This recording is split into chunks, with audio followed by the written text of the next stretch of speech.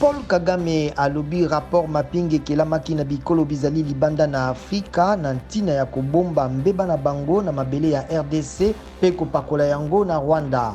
Pona ye bikolo bizali kosalela mangomba mabana Congo pe koloba na bango bazwaki mpasi likolo na Rwanda.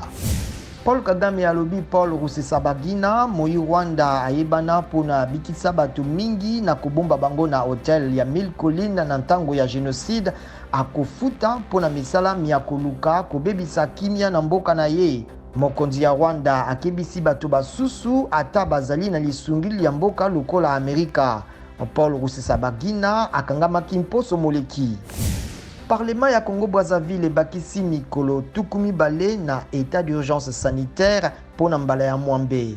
Kelasi ekobanda kozonga le 21 septembre pona mobu 2020-2021. Basoda bazwi bokonzi na Mali bapesi ndingisa na Ibrahim Boubacar Keïta ya kokende kozwa lisalisi libanda ya mboka. CEDEAO epesi losako na mokano mwango sima na IBK kosala ba AVC.